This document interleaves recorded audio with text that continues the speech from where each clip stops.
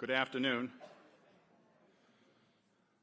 Good afternoon. I am Jim Healy, and I am pleased and honored to welcome you to UMass Chan Medical School's 2025 Convocation and Investiture ceremony. We will begin in a few moments.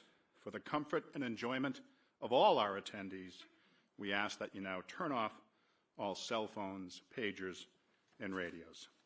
Thanks much for your cooperation. We will start shortly.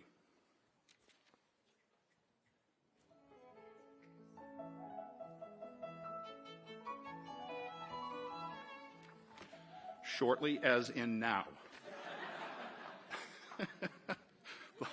Please join me in first welcoming Dr. Jean Fraser, who for the last time is leading our procession as the 2024 recipient of the Chancellor's Medal for Distinguished Service. Dr. Fraser.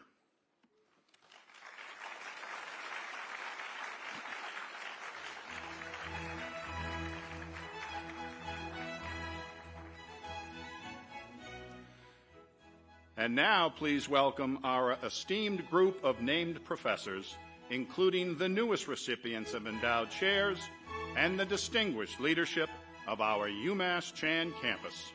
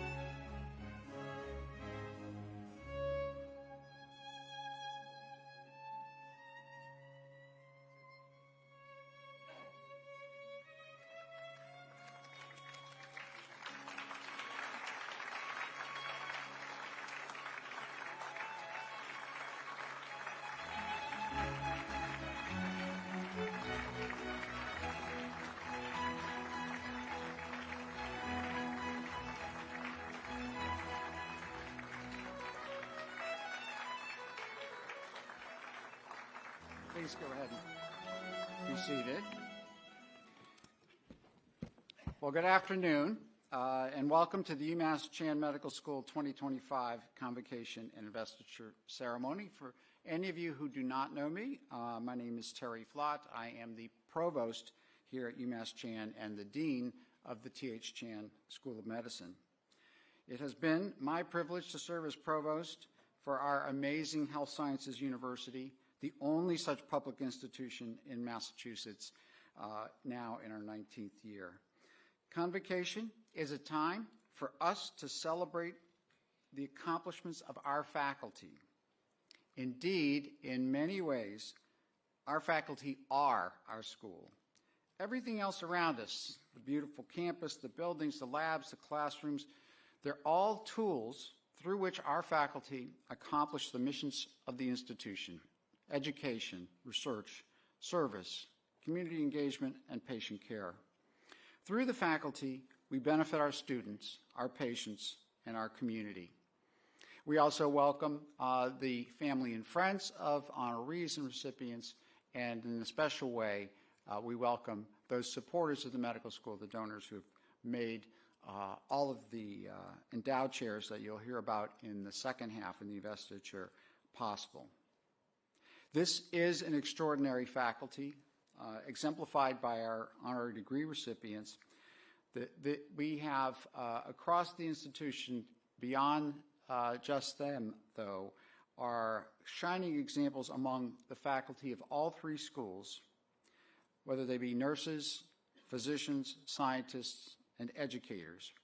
On this occasion, we have the great privilege to hold up shining examples among that faculty, recipients of the Chancellor's Medals and endowed chairs, and to hear the mission work of the coming academic year as articulated by our leader, Chancellor Collins. As I mentioned before, I've had the privilege of serving here now in my 19th year with the longest serving chancellor in the history of UMass Chan, and certainly the most transformative leader this place has ever had. So please join me in welcoming our leader, our chancellor, Dr. Michael Collins, to the lectern. Michael.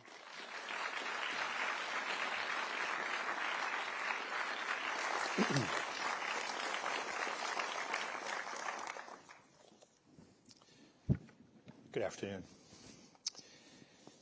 In late May, I received a phone call from someone I've known for years, a CEO, a husband, a dad, a grandfather, a dear friend. He said, "Michael, I received some bad news today. I have an advanced pancreatic malignancy. I need your help."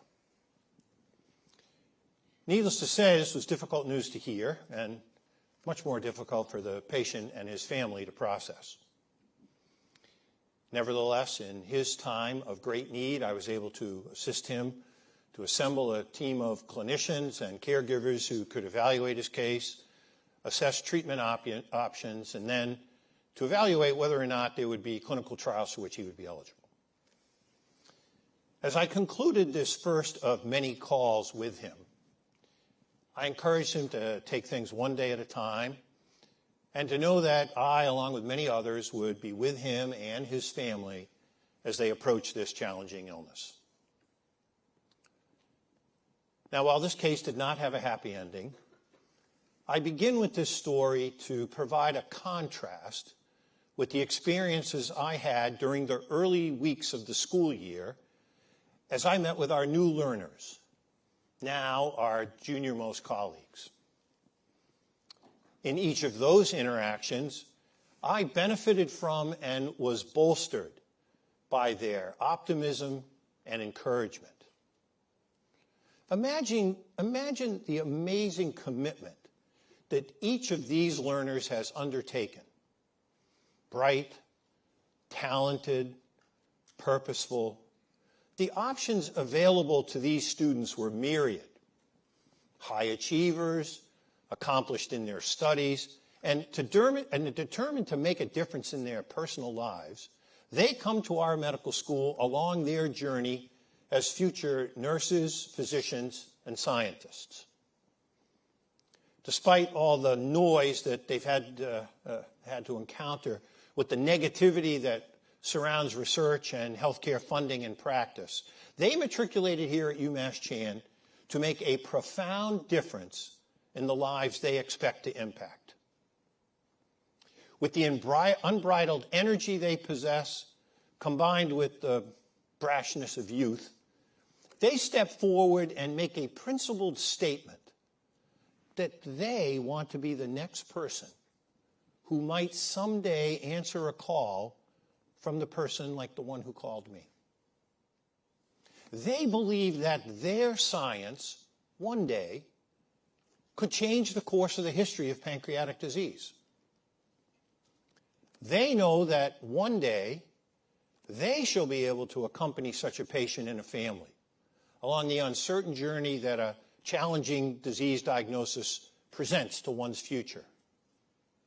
They commit, despite all apparent obstacles and difficulties, to hold the hands of their patients with esteem, and while doing so, give those for whom it is their privilege to care comfort and hope, even when their patients are confronted with despair and resignation.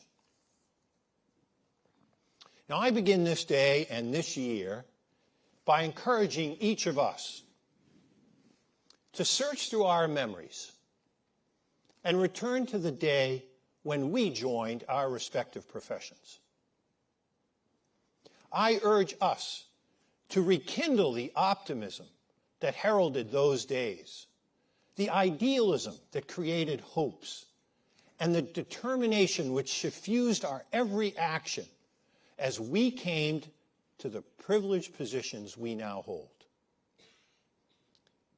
In those early moments, we could not be deterred by negativity, politically motivated deviations from the norm, nor could we be reversed from along our professional path just because someone else had beliefs that were different than ours. In fact, I will submit it was quite the opposite. In those moments, we were guided by the conviction that we could make a difference. We were motivated to seek excellence and to bring honor to those who supported us to that point in our lives. Indeed, we were called to a noble purpose along a principled path that has now brought all of us to UMass Chan. Despite the uncertainties that we currently face with reduced funding for research and patient care, governmental priority changes, and an assault on science and its fundamental principles of integrity, we must not forget that we are called at this moment to return to our idealism, an idealism that emanates from the goodness of the human spirit and the power of our intellect.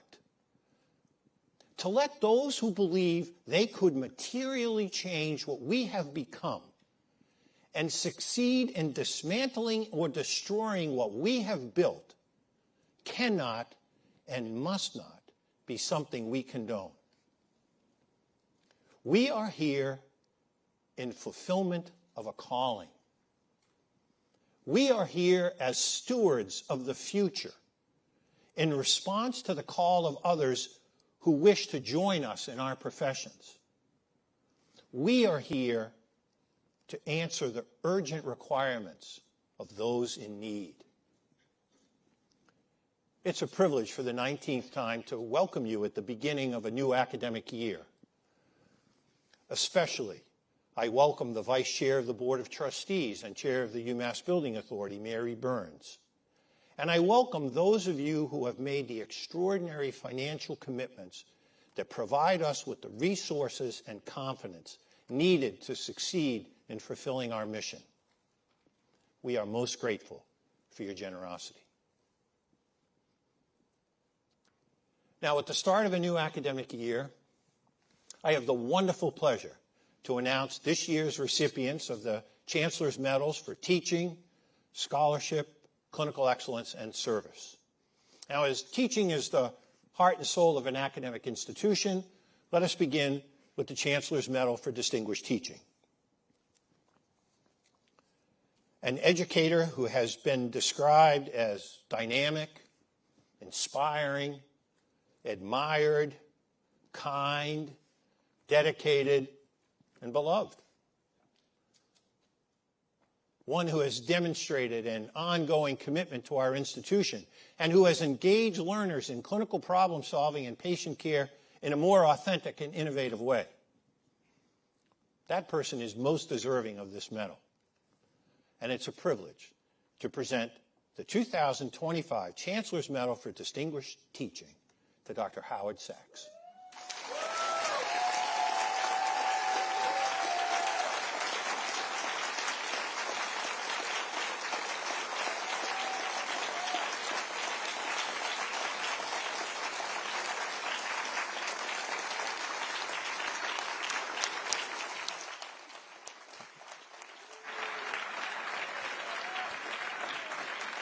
me the truth, but I had.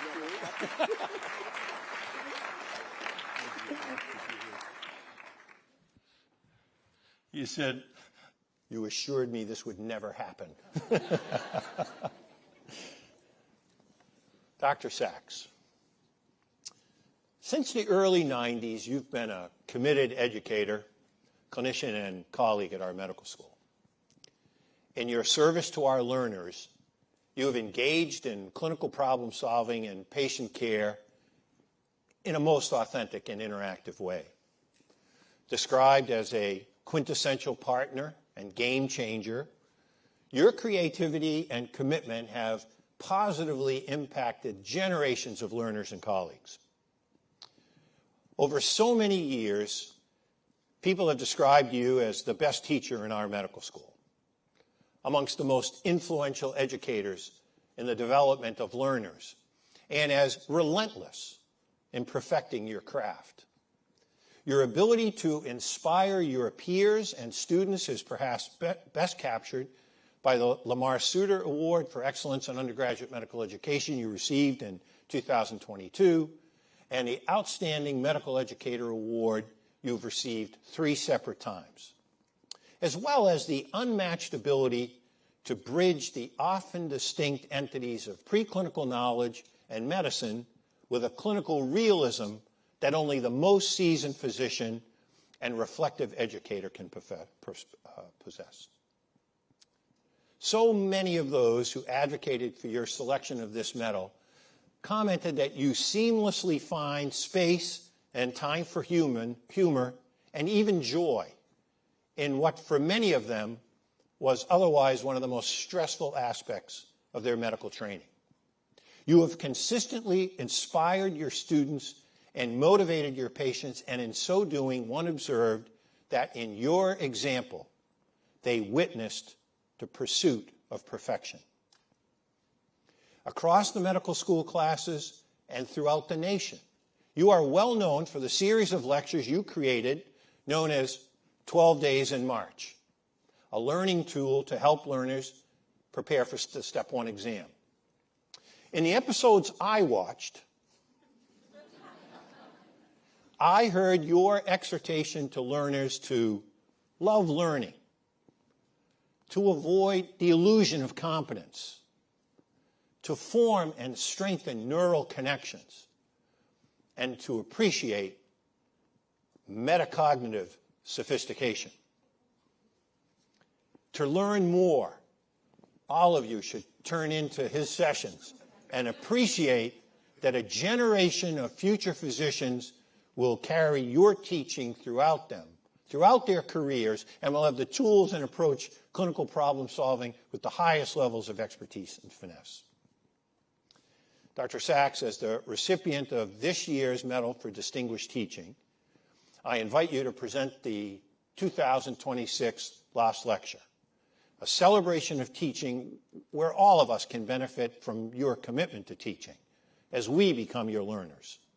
So too you shall receive the Manning Prize, a $10,000 prize established by Donna and former UMass board chair and current chair of the UMass Foundation, Robert Manning. These are fitting recognitions for one who has committed to teaching throughout a most illustrious career. It's a privilege to present you with this year's Chancellor's Medal for Distinguished Teaching. Congratulations.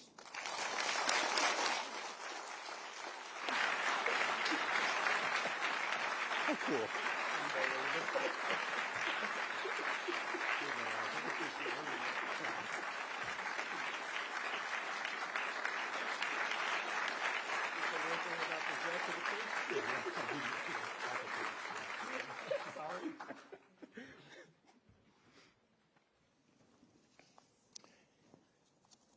He's a big Jets fan, and I didn't say one thing about it.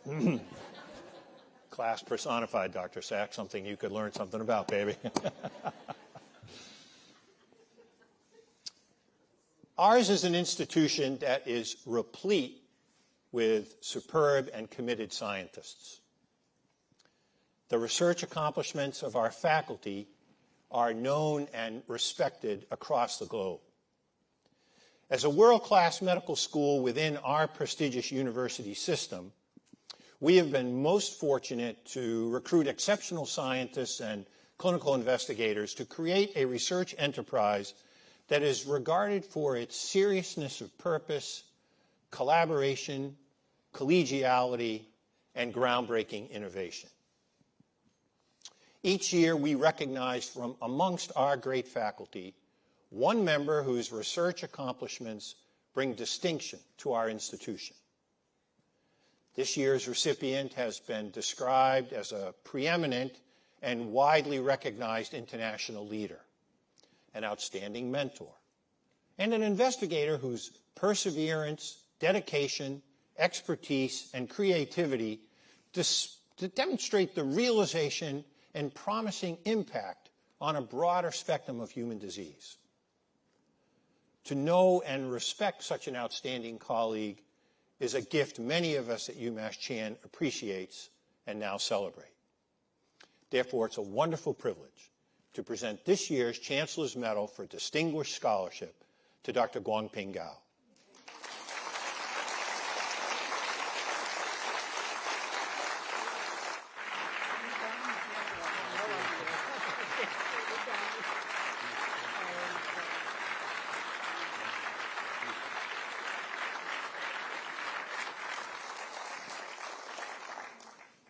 Dr. Gao, early in your career, your ingenuity and tenacity led to the discovery of the mutations in the aspartoacylase gene that cause Canavan disease, a lethal neurogenetic disease. This discovery made the genetic diagnosis and therapy for Canavan disease possible. With this as a clear predictor of a career that would become renowned, you discovered hundreds of new AAV serotypes in nature.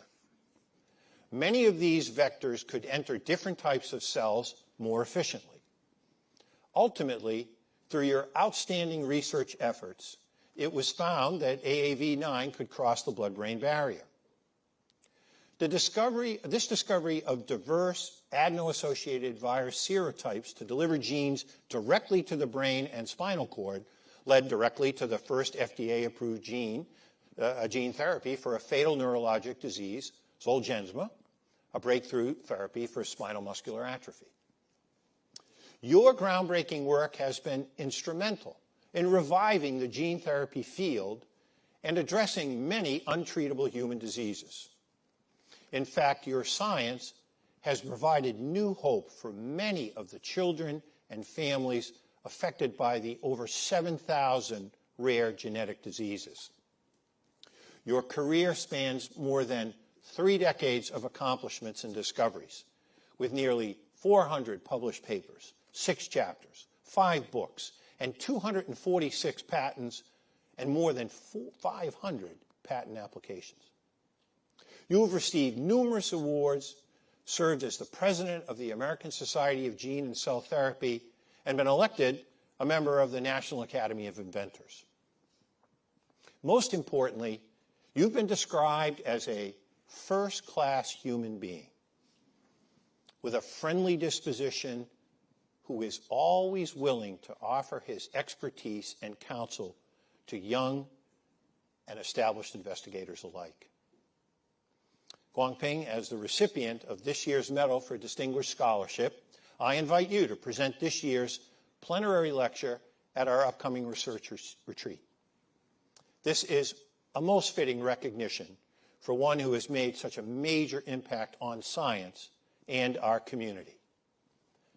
It is indeed a privilege to present you with this year's Chancellor's Medal for Distinguished Scholarship. Congratulations.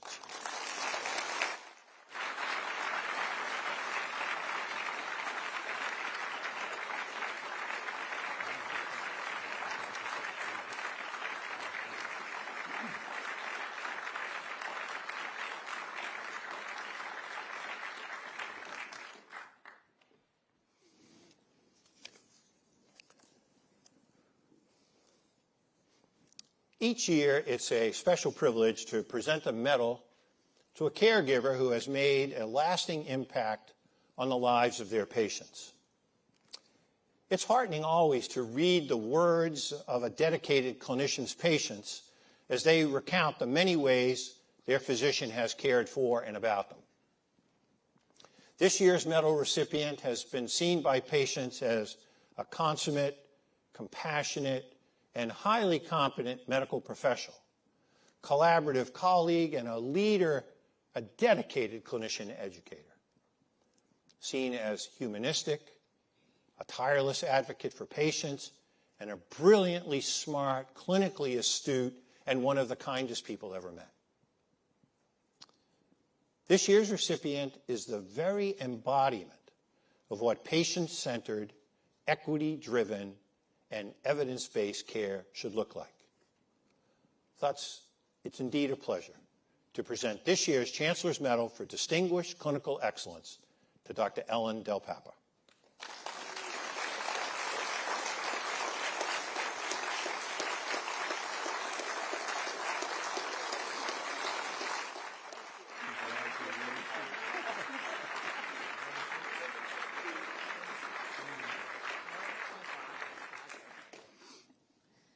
Dr. Del Papa, yours has been a most distinguished career during which you have made indelible contributions that have markedly improved the care of pregnant and postpartum persons and the delivery of regional, perinatal, high-risk obstetric care. As the inaugural medical director of UMass Memorial's Regional Tertiary Care Referral Maternity Center, you have innovated, set care standards, and relentlessly pursued safe, effective, efficient, equitable, and patient-centered care for all pregnant and postpartum patients. In a personal statement you provided to the committee considering nominations for this medal, you reflected that patient care is a journey. That journey is a shared experience. And like many journeys, the best path forward is often uncertain, and discussion is necessary and ever-evolving. For you, it's important to learn a patient's story and accompany them on their journey as their story evolves. You observe that we learn by listening, and that it's essential for physicians and other providers to know the map.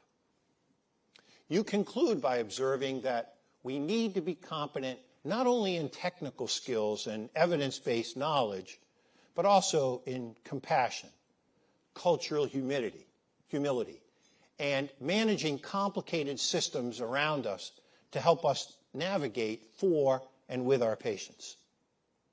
Throughout your career, you've been incredibly dedicated to improving care for families of Central Massachusetts and have been committed to treating each potential new mother as if they were your most important priority.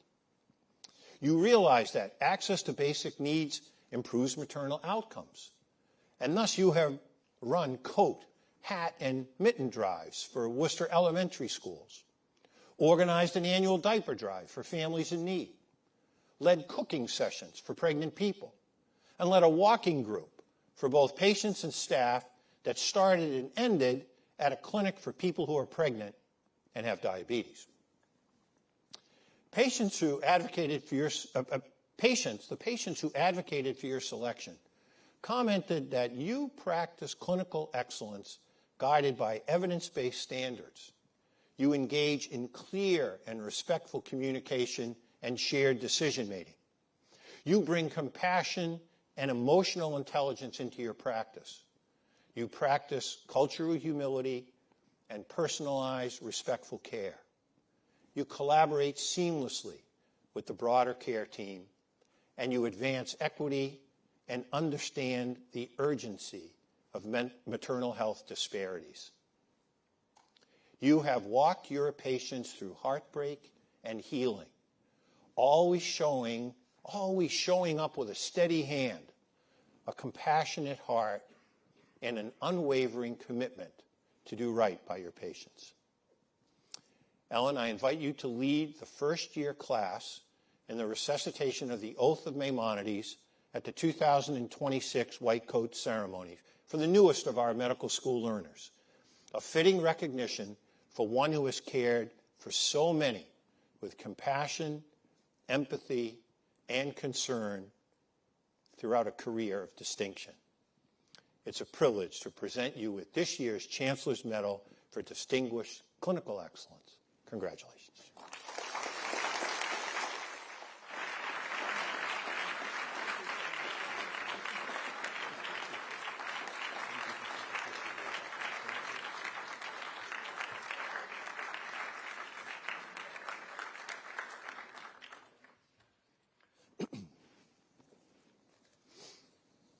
Finally, each year, one individual from amongst us, from amongst so many committed members of our community, is recognized for a career-long dedication to our institution and their profession. The Medal for Distinguished Service celebrates extraordinary commitment. It conveys sincere appreciation for notable career-long contributions, and it respects one among us who is singular in their dedication to our medical school.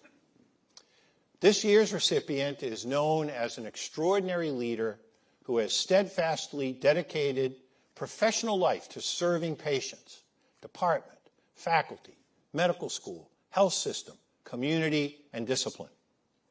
A leader at the state and national levels, this year's recipient's models dedication, has earned the trust and respect of colleagues, and is committed to those who are the most vulnerable in society.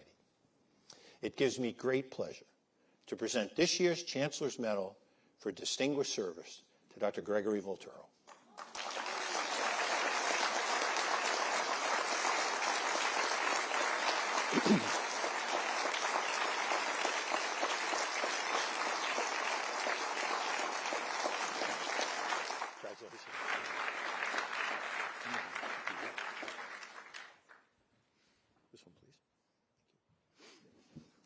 Dr. Volturo, your influence in confronting the challenges facing the specialty of emergency medicine and the House of Medicine broadly include numerous leadership positions, ranging in focus from faculty development to countermeasures for the opioid crisis.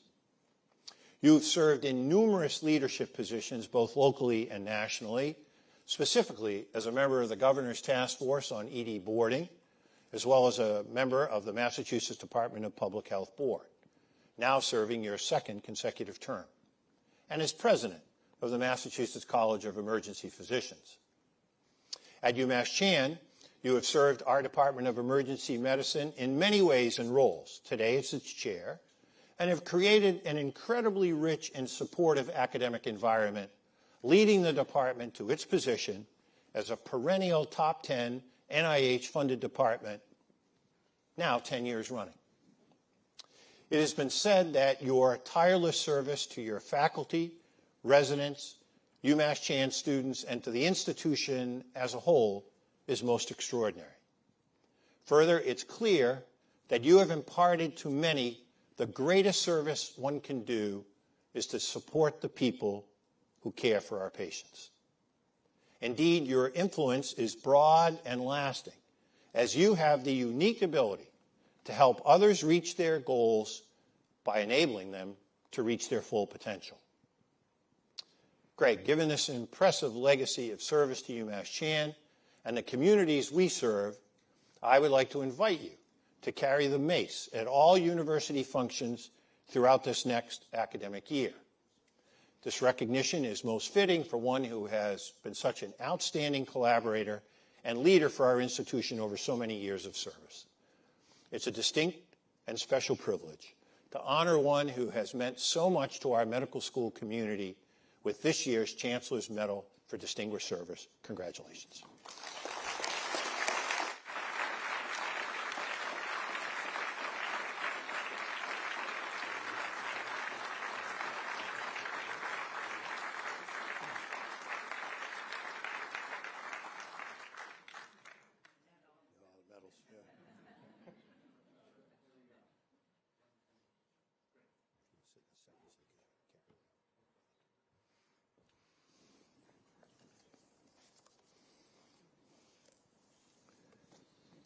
Having begun our year by celebrating the many accomplishments of our faculty, Now we must turn to the uncertain times in which we find ourselves.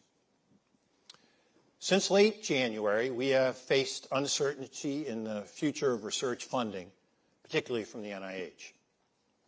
A new administration and a new NIH director have questioned funding amounts and reordered priorities. This tumultuous change has come to our campus precisely at the moment when our plan was to increase our research footprint, hire additional faculty, and continue our ascent to the forefront of academic health sciences centers.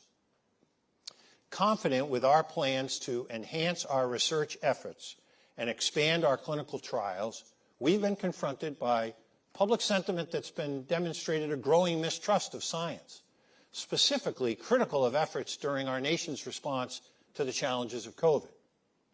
Who could have ever imagined that the heroic efforts that resulted in the development of novel vaccines and treatments at a time when so many across the globe were dying would be met with such skepticism, misinformation, and distrust of scientific data and scientists? Facts matter. UMass Chan has developed and grew the RNA Therapeutics Institute, assembling a cadre of world-class scientists, two of whom are recipients of the Nobel Prize in Medicine and Physiology. A faculty member of UMass Chan is this year's recipient of the Nobel Prize in Medicine.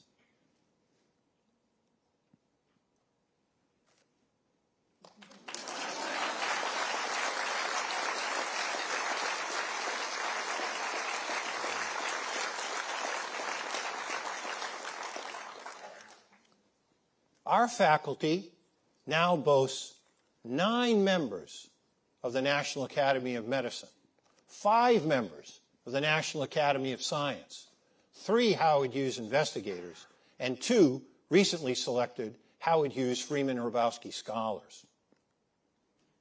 We recruited outstanding investigators to create a gene therapy center that has attracted world-class scientists and millions of dollars in research funding and sponsored research agreements.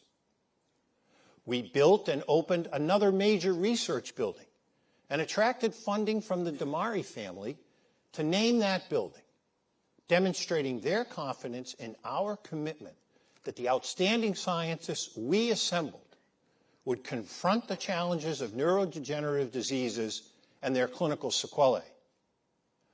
As we brought that facility online, we were able to absorb all of the building's operating costs and our investments in the new faculty that would operate within it, while fulfilling our university mandate to generate a positive operating margin, something that few medical schools in this nation could do. Our clinical departments are replete with outstanding scientists and clinical investigators. Our Department of Medicine, our biggest department, is also our largest basic science department and is attracting world-class clinicians to care for those in need and conduct research trials with a global reach. Today, we're grateful that we have 82 endowed chairs, 77 of which are currently filled and 26 of whom are held by women.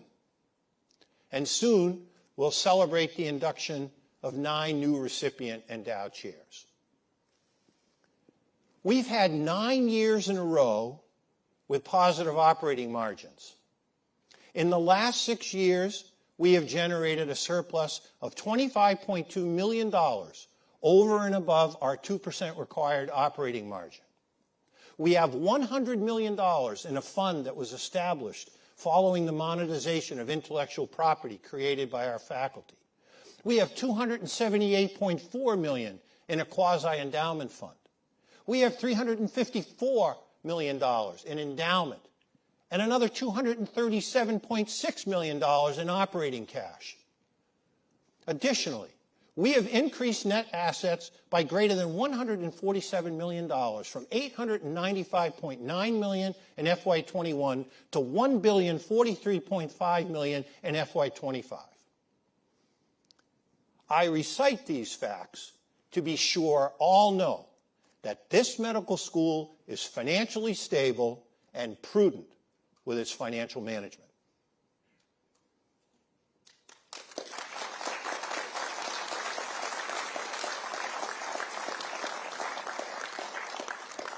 Today, I am pleased to announce that with 1 year remaining, we have surpassed the $500 million goal that we established for our Advancing Together capital campaign.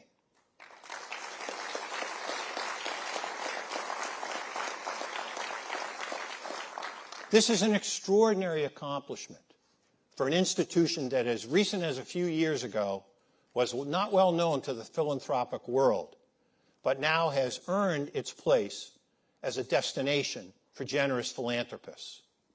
And as I said last year, we're not done yet.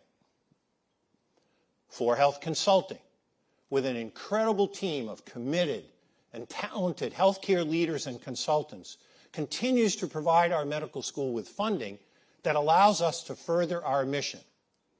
For their efforts, we should be most appreciative.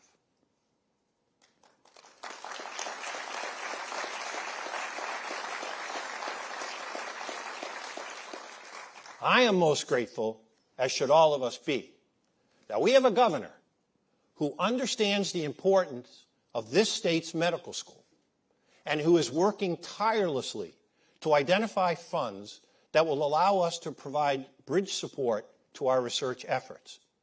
At a time when there are so many needs and so many asking for support, our Central Massachusetts legislative delegation, led by our Senator Robin Kennedy, and our Representative James O'Day, are working with the governor, the Senate President, and the House Speaker to assist us manage through these uncertain times.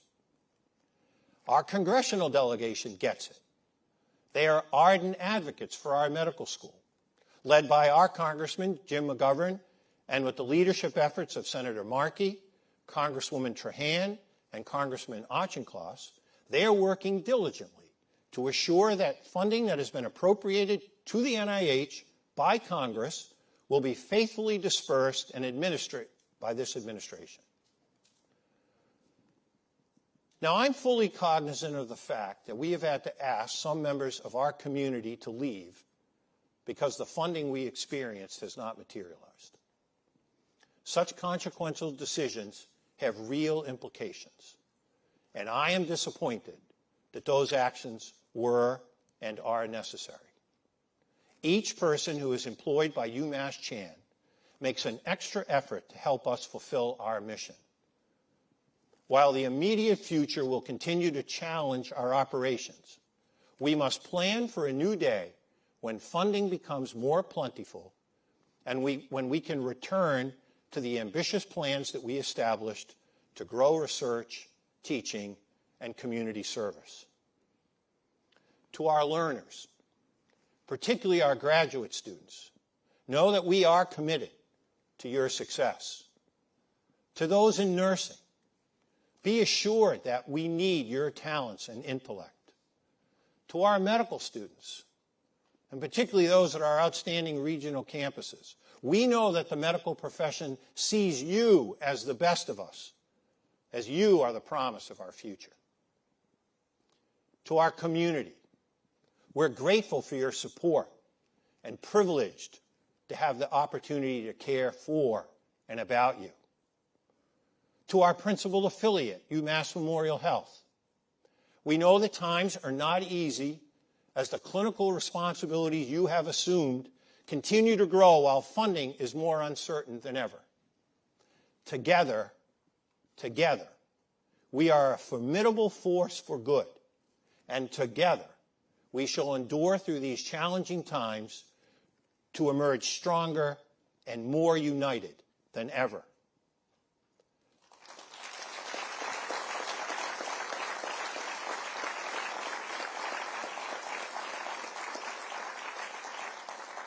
To our university system, the Board of Trustees, the President's Office, and fellow campuses, we need your support now more than ever.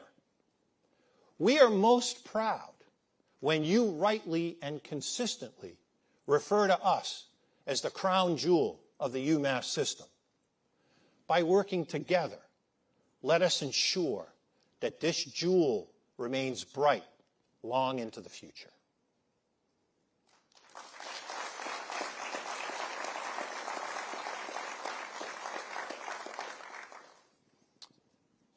About a month after I received that first call from the patient in need, my cell rang, and his name appeared. I excused myself from a meeting I was leading to take the call. He said in a raspy voice that had developed following his first and only chemotherapy treatment to that point, Michael, I'm running out of time. I'm running out of time. What's your view of the fact that research funding seems to be limited and more difficult to obtain? Is this going to affect my ability to get into a clinical trial? What can you do? Michael, I'm running out of time.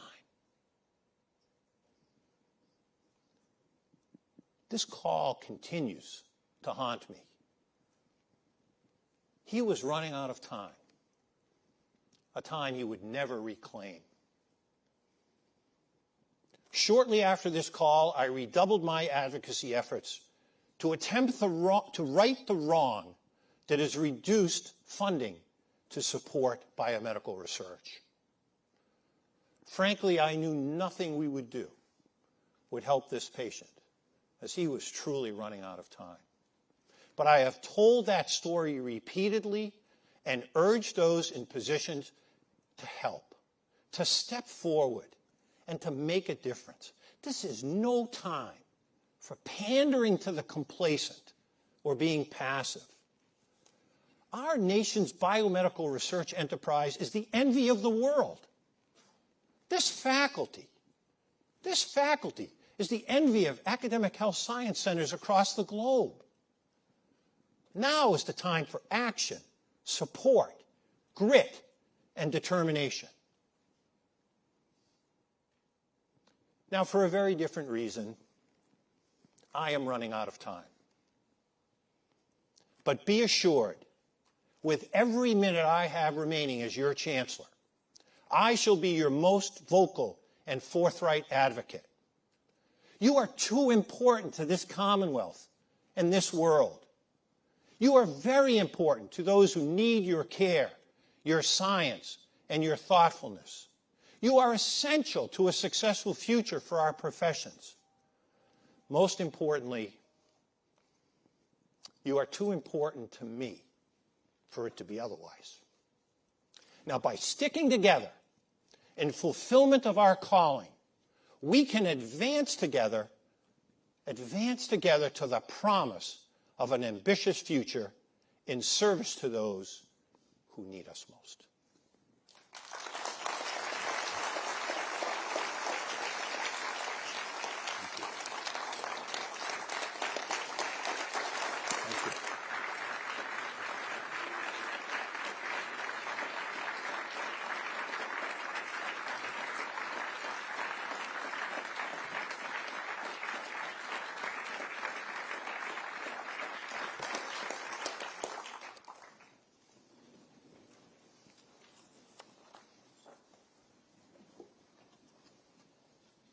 Thank you all very much.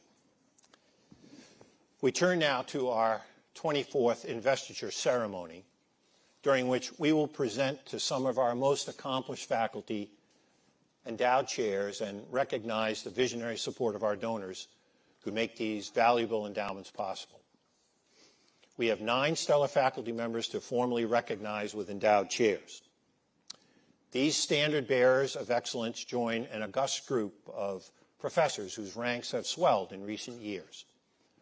As noted in my convocation address, the total number of endowed appointments have surpassed 80, and we will continue to partner with our benefactors to establish more of these coveted and strategically important designations in the upcoming year.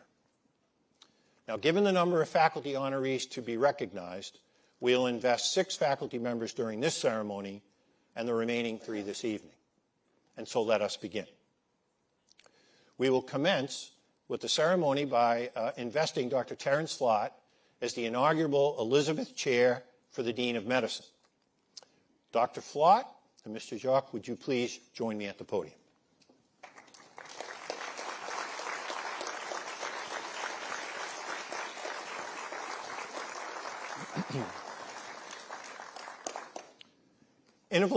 Innovative leader in academic medicine and higher education, internationally renowned pioneer in gene therapy, and a beacon of science and research inspiration.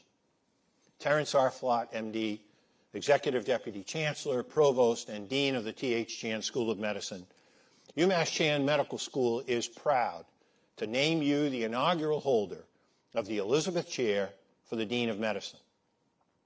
Since joining UMass Chan in 2007, you have established yourself as possessing initiative, vision, and confidence, helping us at UMass Chan to fulfill our mission to advance the health and well-being of the diverse communities we serve through education, research, healthcare delivery, and public service, making you the ideal inaugural holder of the Elizabeth Chair for the Dean of Medicine.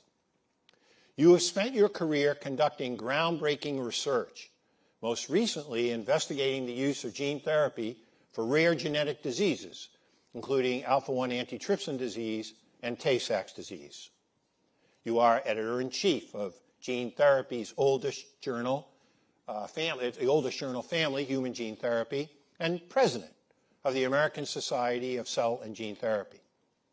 You are the author of more than 250 scholarly papers, and your research has been funded by the National Institutes of Health for more than 3 decades.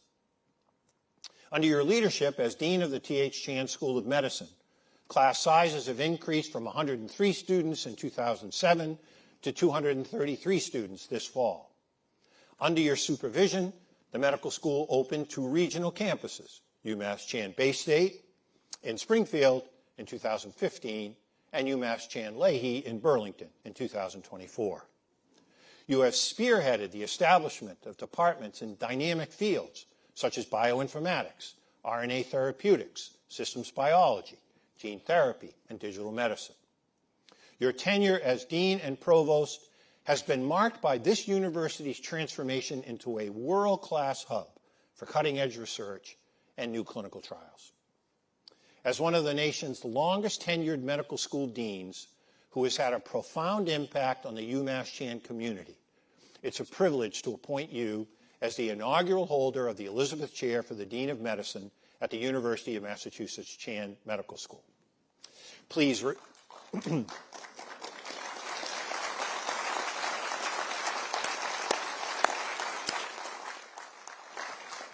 Please receive this medallion as a symbol of UMass Chan's highest regard and enduring gratitude for all that you have done and continue to do in furtherance of our medical school and the broader field of academic medicine. Terry, congratulations.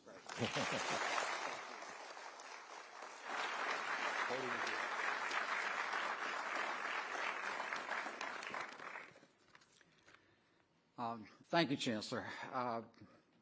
It's a little harder being on this side of the table, so to speak. It's a great honor, but I have to say, receiving this chair does not reflect on me alone. I have many others to thank. So I want to first start by thanking my family who are here.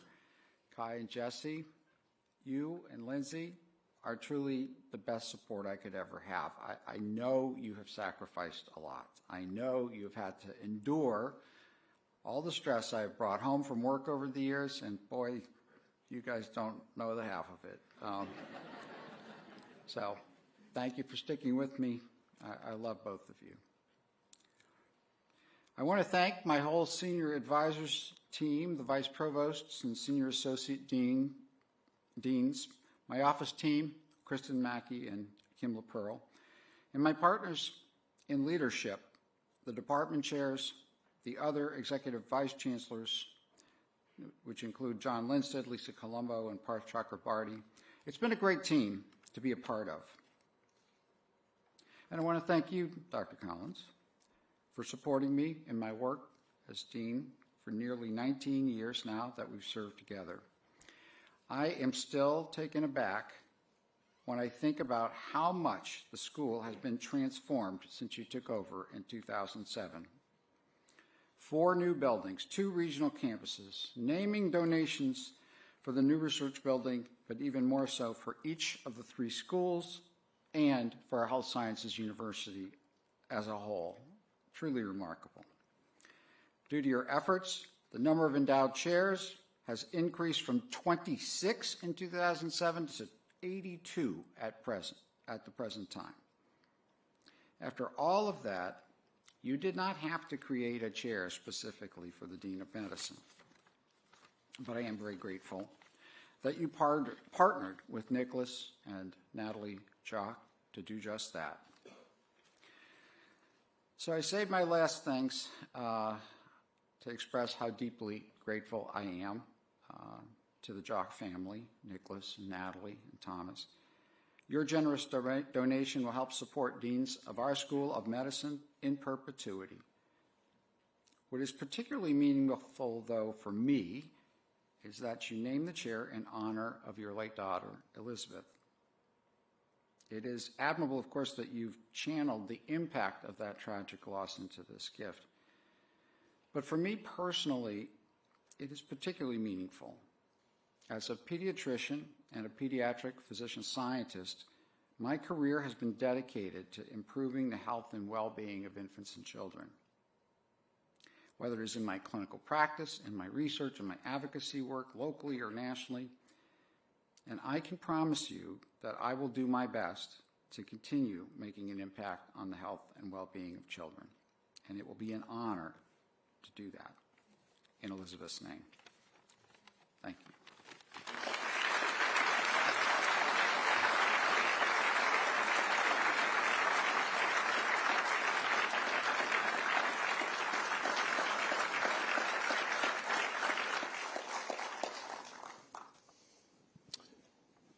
Thank you, Dean Flott.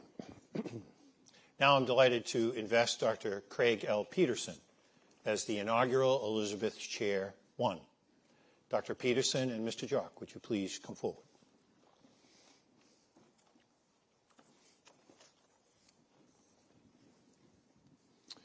Internationally recognized leader in the field of gene regulation, highly cited basic scientist, esteemed educator and mentor, Craig L. Peterson, PhD, it's a privilege to recognize you at today's investiture ceremony.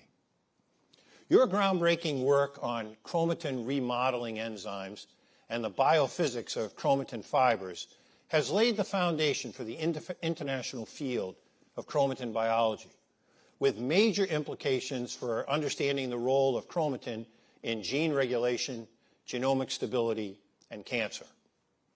Thus, it's fitting that you be named the inaugural holder of the Elizabeth Chair 1, established to support and sustain an academically distinguished member of the faculty whose ongoing contributions to research and scholarship reflect the world-class caliber of UMass Chan Medical School. In 1992, you joined UMass Chan as an assistant professor in the program in molecular medicine. In 4 years, you earned tenure and were promoted to the rank of associate professor. Later, you were elevated to full professor and named vice chair of the department. You also served as co-director of the Genome Integrity Program. Using a powerful combination of state-of-the-art chromatin biochemistry and genomic approaches in budding yeast to study the biological mechanisms that regulate both chromatin dynamics and transcriptional states, your cutting-edge research has shed new light on these processes that influence transcription, DNA double-strand break repair, and DNA replication. Currently funded by the highly prestigious NIH's Outstanding Investigator Award, you have been continuously funded by the NIH for nearly 3 decades. Your work has been published in numerous high-impact journals, including Science, Cell, Nature Structural and Molecular Biology, Nature Communications, and Cell Reports, and your work has been cited over 31,000 times. Dr. Craig Peterson, in recognition of your world-class scholarship, leadership in the field of chromatin biology, and myriad contributions to our medical school, it's a wonderful privilege to invest you as the inaugural holder of the Elizabeth Chair I. Receive this medallion as a sign of the institution's high respect and utmost confidence in your ongoing contributions. Congratulations. And we're going to take a picture together here.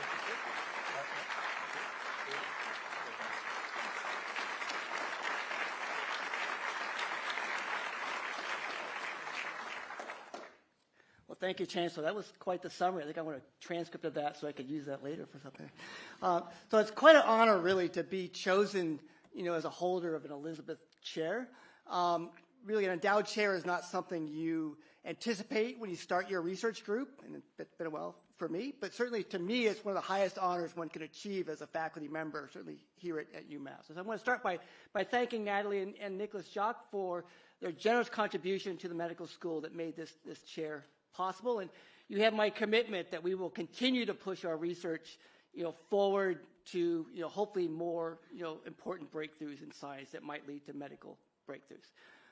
And so thinking back over the now 33 years that I've been here at UMass Chan, I'm thankful for all the, graduate students and postdoctoral fellows that have been in my group over the years. I've had, I think, 22 grad students and 22 postdocs over the years.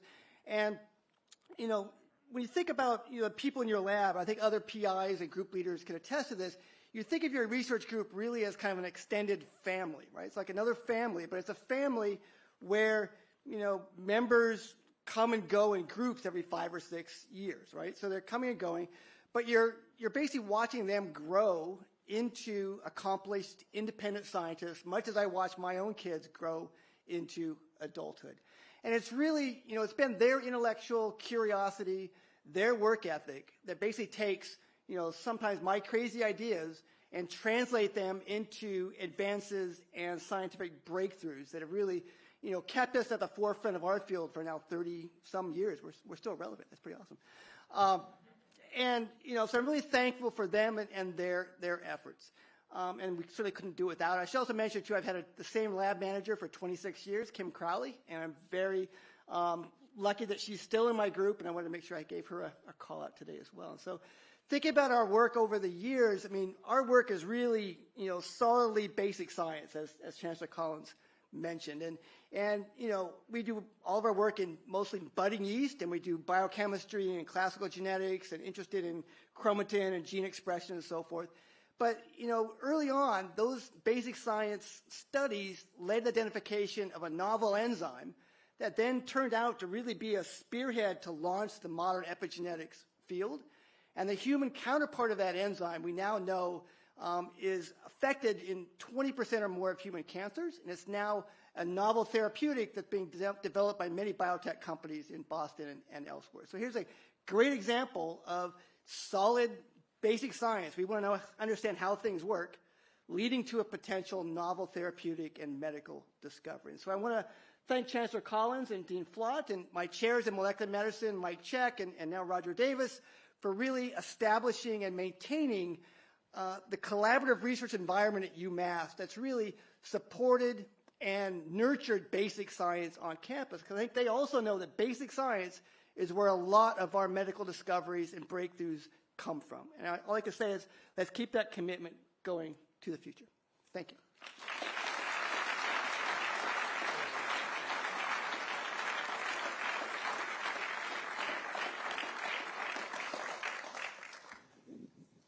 Thank you, Dr. Peterson. It is with great pleasure that now we invest Dr. Christopher M. Sassetti as the inaugural Elizabeth Chair II holder. Dr. Sassetti and Mr. Jacques, for the third time, would you please come to the podium?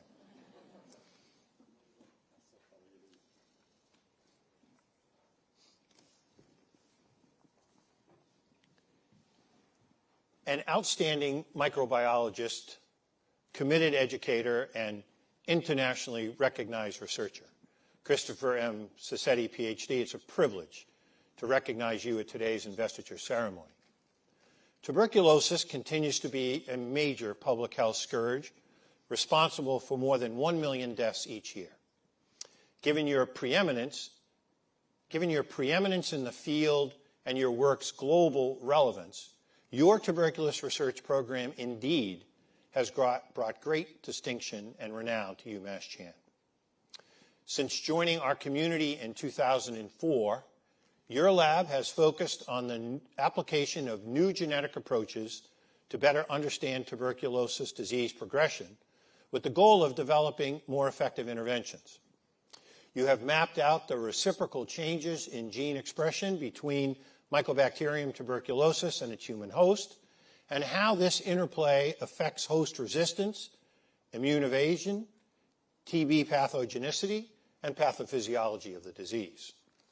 Your research has received continuous NIH grant funding for nearly 2 decades, and you have a prestigious grant from the Bill and Melinda Gates Foundation.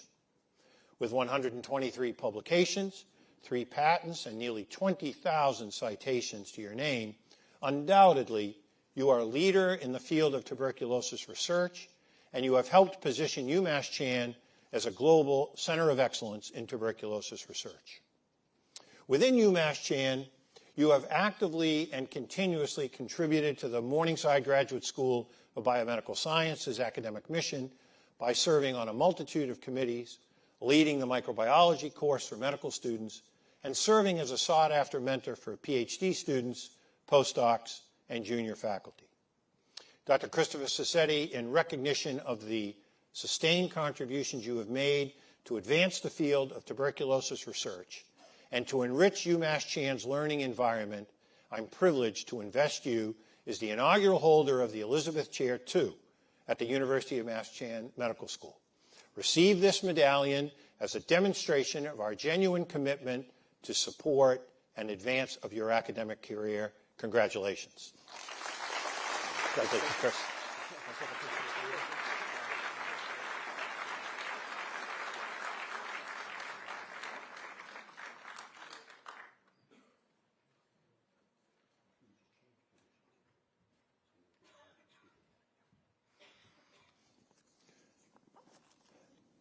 Nicholas Schock.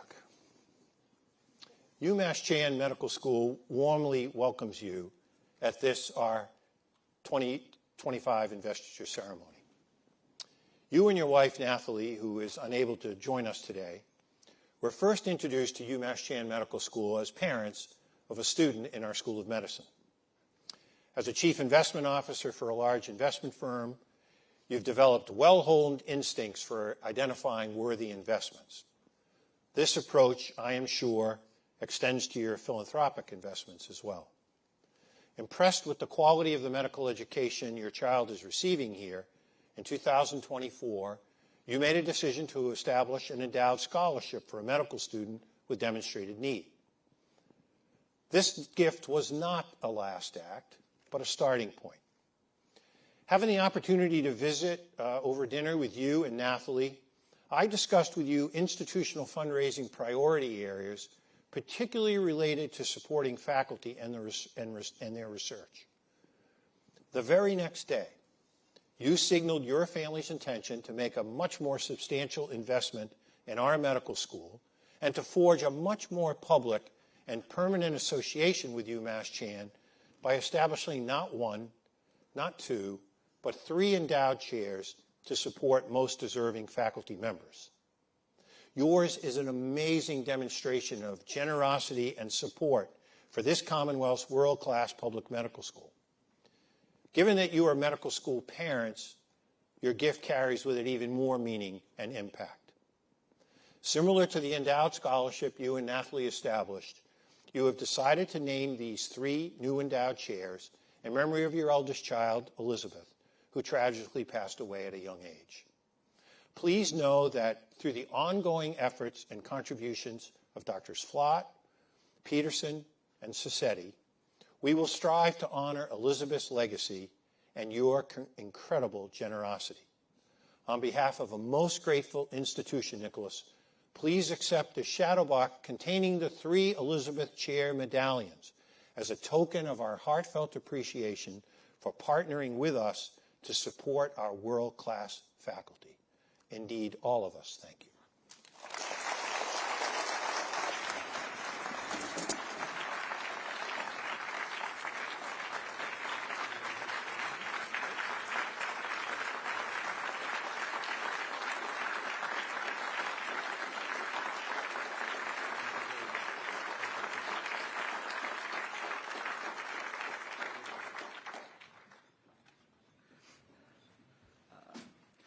Thank you, Chancellor Collins.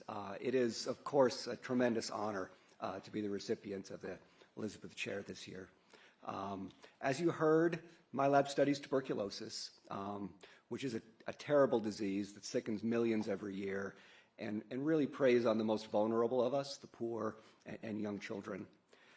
My lab is working to replace the decades or even century-old interventions that are used around the world to control this disease with more rationally designed diagnostics and treatments that are based on the amazing tools that we have now in modern biology.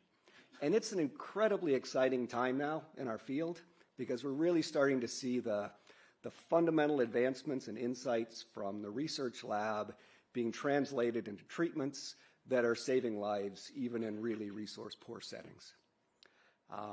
It's also a difficult and uncertain time in the global health community, but I am really I remain optimistic at our future and our ability to combat this disease. And the thing that makes me the most confident is as I look around, the great partners that I and my group have in pursuing this research. Dean Flott and Chancellor Collins have been tremendous advocates for basic science at UMass and have, as you've heard, really transformed the campus since I came here 20 years ago. I'd like to acknowledge Alan Jacobson, who first convinced me to come here and gave me some all sorts of advice when I first got here in my early career. We can discuss that later. I'd like to thank Beth McCormick, both for her leadership of the department and really being a champion for microbiology all over the campus.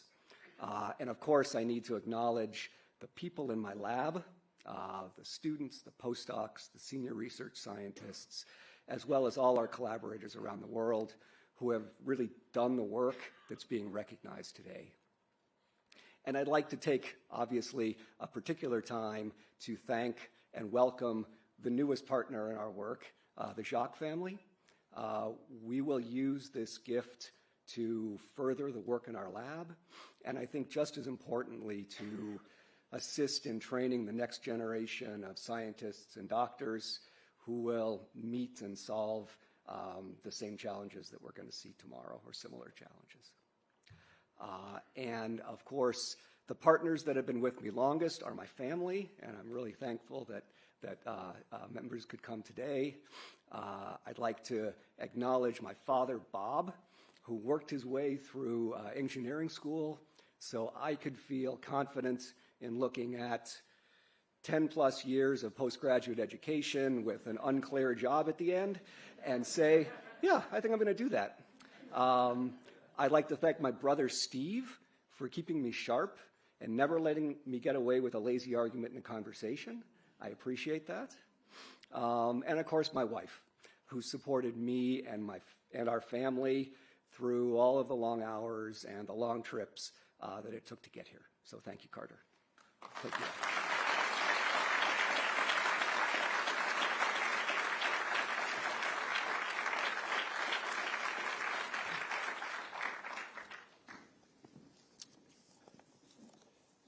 Next, I'm delighted to invest Dr. Ann C. Larkin as the new Celia and Isaac Haydak Professor of Medical Education.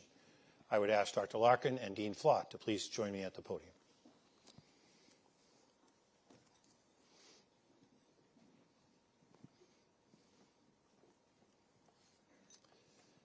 Esteemed educator, mentor, and leader dedicated to the advancement of the next generation of healthcare providers and scientists, compassionate surgeon devoted to the highest level of clinical excellence, and proud United States Navy veteran distinguished by a long record of service. Ann Campbell Larkin, MD, it's a privilege to recognize you at today's investiture ceremony.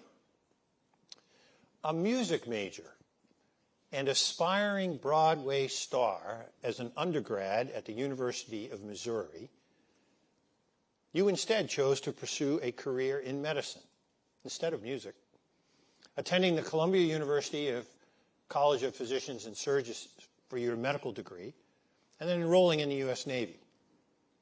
You went on to complete your general surgery residency at Columbia Presbyterian Medical Center. Fulfilling your commitment to military service, you served as a general medical officer at the U.S. Naval Hospital in Sigonella, Sicily, the ship's surgeon on the USS George Washington in Norfolk, and staff surgeon at the Naval Medical Center in Portsmouth, Virginia. You were recruited to our medical school as an assistant professor of surgery and director of the general surgery clerkship in 2001, and have since earned numerous promotions, culminating in your current role as Vice Provost for Educational Affairs, in which you guide and oversee medical education and student services across all 3 schools. Your expertise in accreditation and organizational change has supported the continued rise of UMass Chan's national reputation. You have been active in your teaching assignments while also contributing to the innovative development of the T.H. Chan School of Medicine's curriculum and educational tracks. Your commitment to maintaining your clinical practice as a breast surgeon, despite your myriad leadership responsibilities, only reinforces why you are seen as a compelling role model and trusted mentor to scores of medical students, residents, and junior faculty colleagues. Dr. Ann C. Larkin, with sincere appreciation for your exceptional contributions as an academic leader, clinician, and surgeon, it is a distinct privilege to invest you as the newest recipient of the Celia and Isaac Haydak Professor of Medical Education. Receive this medallion as a symbol of our appreciation for the substantial and enduring impact you have had on our academic enterprise. Congratulations. Congratulations. Yeah. I'll take a picture.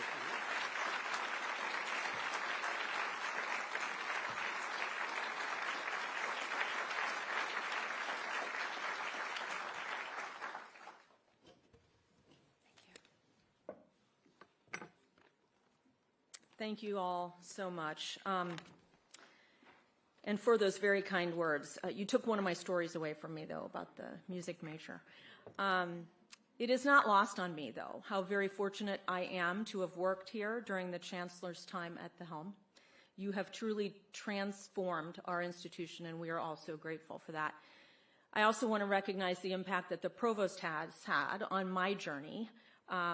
When the Chancellor says that you are the very best medical school dean in the Americas, he is not at all exaggerating, truly. Now, I don't think many of us decide as a child that we're going to grow up and have an endowed professorship. We may decide we want to be a nurse or a scientist or a doctor, and as the Chancellor mentioned, I actually didn't want to do any of those things. My goal, as I told the medical students on the first day of school, was that I was going to be a Broadway star. Now, fortunately, my parents encouraged me to have a plan B, just in case. And fortunately, I was insightful enough to make the transition in college from being an aspiring musician to an aspiring physician. I went on then to Columbia, where I knew I'd get the foundation that I needed to do what I wanted to do. They endorsed the tenets of an academic career in medical education way before it was actually a thing. And I'm very, very, very lucky for that. The Haydak gifts, there are several of them in our institution, they espouse those same tenets. They've been instrumental in the support of our academic mission since the very early times of our medical school. And I cannot tell you how proud I am now to have the role of, or a role I should say, in really sustaining the legacy of the Haydak family here through the Cecilia and Isaac Haydak Professorship in Medical Education. I want to express my deepest gratitude for their forward-thinking generosity and also their confidence in our potential. So there's a few others to thank. My sister-in-law, Kristen, is here. Her husband, Paul Legerfo, was an amazing surgeon, educator, and mentor at Columbia when I was a resident there. Unfortunately, he passed away several years ago, and I thank Kristen for being here. There's a few people who are not able to be here tonight. My chair, Dr. Litwin, an amazing supporter, brilliant surgeon, Dr. Whalen, who's also a wonderful friend. Drs. Mosenthal and Belforti, who lead our 2 regional campuses, and they are just spectacular partners for me every day. And this is really the most important thing. I want to recognize all of the people who work in educational affairs across all of the offices, my office in Judy, Ashton, and Adam, and all of the rest of the offices who work with and for our students and faculty every day. I also want to acknowledge my family, my husband Peter, and my grown-up kids, Matthew and Aaliyah. You are all so supportive and encouraging all the time.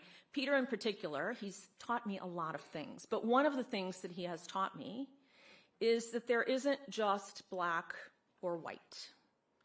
There is also gray. And sometimes we find ourselves having landed in the gray, and that is absolutely fine. Don't be scared of that. That's what he taught me. So we all stood on the shoulders of a lot of people to get where we are, and we all are so privileged to do what we do, whether it's engaging in research, educating the next generation, or taking care of patients. My immense gratitude to the Haydak family, the provost, and the chancellor. I so look forward to continuing the work of UMass Chan and educating those who will follow us. Thank you.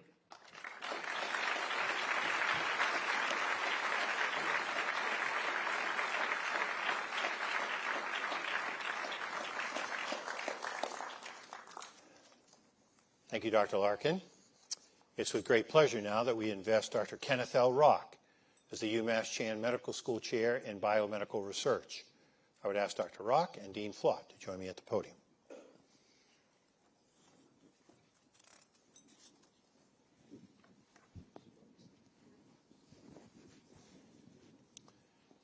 Distinguished physician scientist, preeminent leader in the field of molecular immunology, and longtime chair of the Department of Pathology. Kenneth L. Rock, MD, it's a privilege to recognize you at today's investiture ceremony. You've made numerous important contributions to the understanding of molecular and cellular mechanisms underlying key aspects of the immune response to pathogens and cancer cells. Among these contributions have been groundbreaking discoveries that have advanced the understanding of antigen presentation in the context of MHC class I molecules, the importance of proteasomes and inflammasomes in several key steps in antigen presentation, and crosstalk between innate and adaptive immune responses. Your pioneering research has received continuous grant funding for over 35 years. You have authored or co-authored 166 peer-reviewed publications that have appeared in some of the most respected scientific journals. You hold 6 patents, underscoring the importance and impact of your research. Additionally, you have worked diligently since your arrival here at UMass Chan nearly 30 years ago to foster the academic development of junior faculty and residents who are interested in pursuing research. You've been a constant and essential role model for our future physician scientists, and your leadership of the Department of Pathology has been exemplary.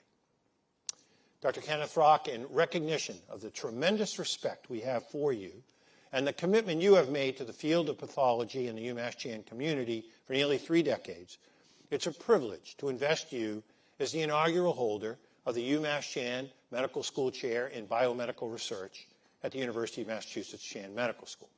Receive this medallion as an enduring symbol of this institution's deep admiration and respect for your decades of achievement and service. Congratulations. Thank you. Take a picture here.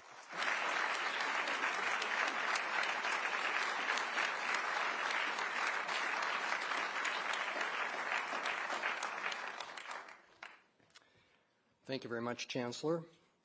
So about 2 months ago, I was in my office on a Zoom call with my fellow chairman, and we were lamenting these dark times where science was getting dismantled, and there's a knock on my door. And who walks in but the Chancellor? Okay.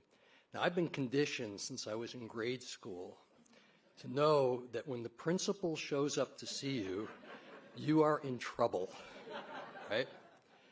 But then a biblical event happened. The storm clouds parted.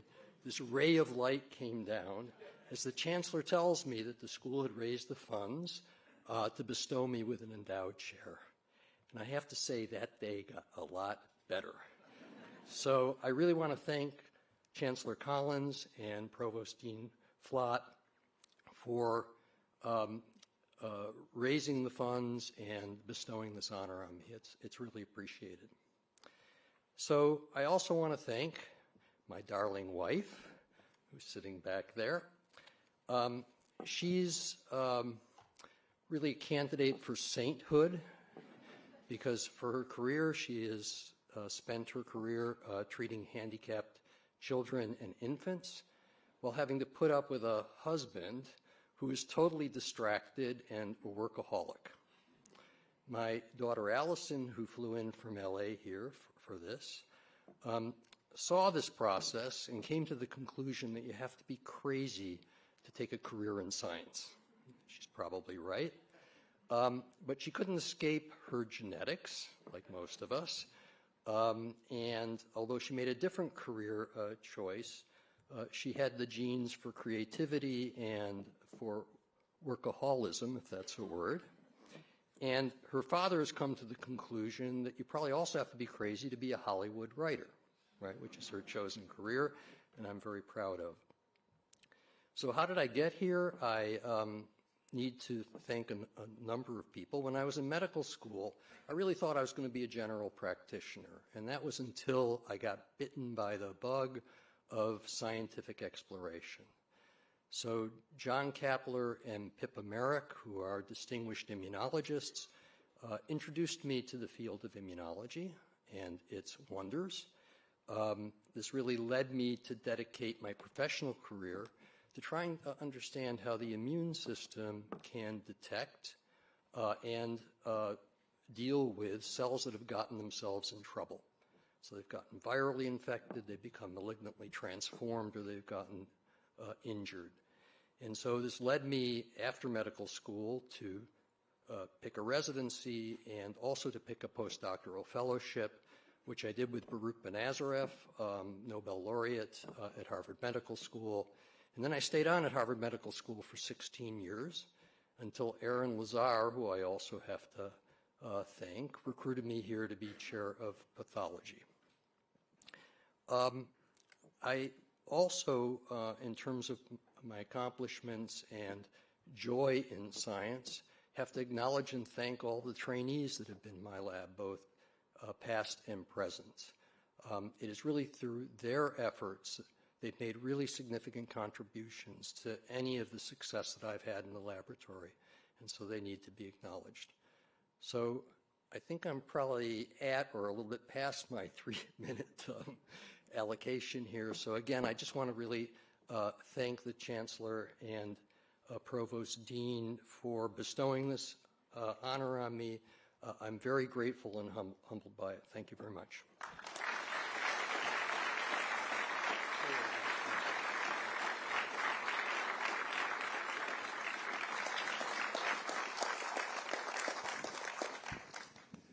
Thank you very much, Dr. Rock. I am pleased now to invest Dr. Ollie Rando as the inaugural holder of the Endowed Chair in Biochemistry and Molecular Biotechnology 2. I would ask that Dr. Rando and Dean Flott please join me at the podium.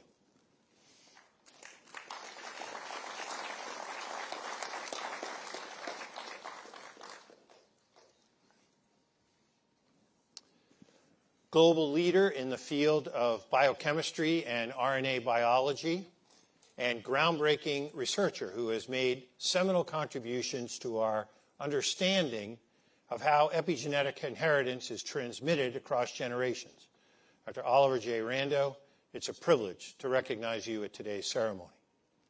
You joined UMass Chan in 2007 as an assistant professor of biochemistry and molecular pharmacology, and have served as full professor since 2014.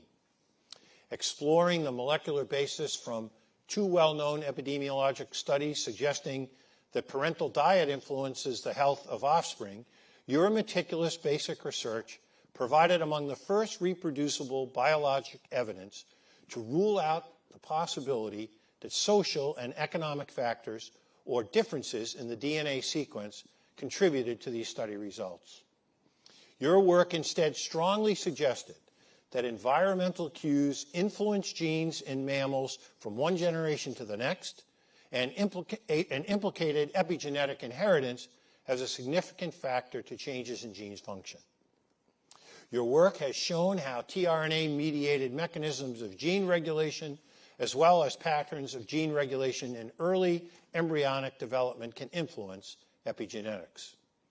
Published in prestigious journals across the world, including Cell, Science, Nature Methods, and Nature Genetics, you are one of 10 scientists awarded the highly coveted NIH Director's Pioneer Award in 2014 for epigenetic inheritance research. As a mentor, you have guided more than 50 PhD students and postdoctoral fellows while regularly lecturing in the Morningside Graduate School of Biomedical Sciences on topics such as bioinformatics, gene expression, and stem cell development. Dr. Ollie Randall, in recognition of your pioneering and prominent contributions to the field of epigenetic inheritance, I am privileged to invest you as the inaugural holder of the Endowed Chair in Biochemistry and Molecular Biotechnology II at the University of Massachusetts Chan Medical School. Receive this medallion as a token of the great admiration we have for you and the impact of your research on our institution and those we have the privilege to train. Congratulations. Well done, Howard. Yeah.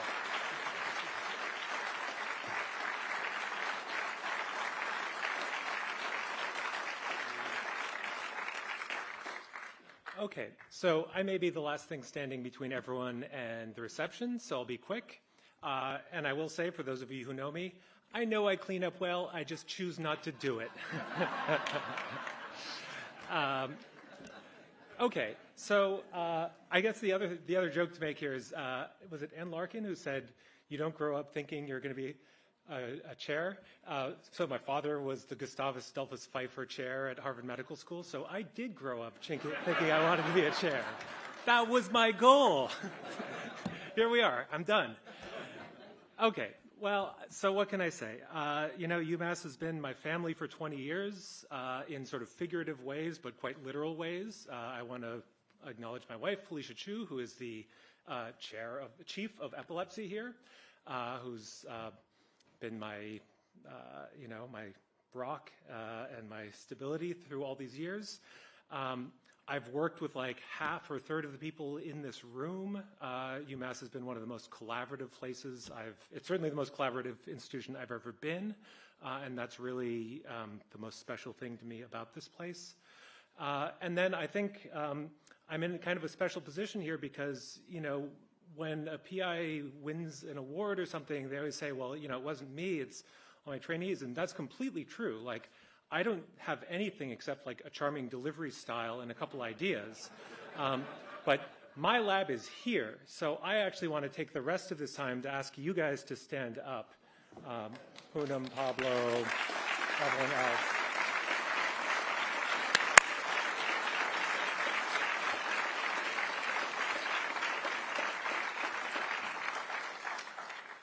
All right, that's all I got.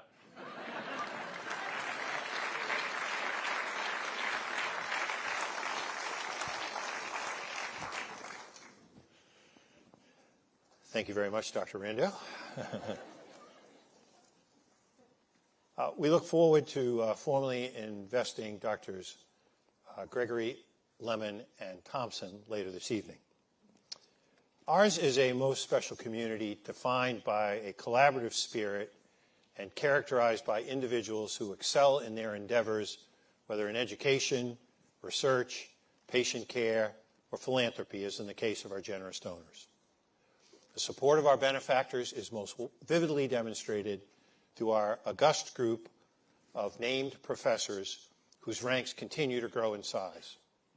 These compelling institutional ambassadors collectively underscore why at UMass Chan we are advancing science, medicine, nursing, innovation, and hope, and doing it together. The presence and participation of so many of our esteemed named professors reflects and reinforces the special collaborative and collegial culture that distinguishes and defines this medical school. Given time constraints, it's not possible any longer to individually introduce and recognize each named professor who joins us today. I would, however, ask this most accomplished group of faculty members and standard bearers of excellence to stand as a group so that we can recognize you.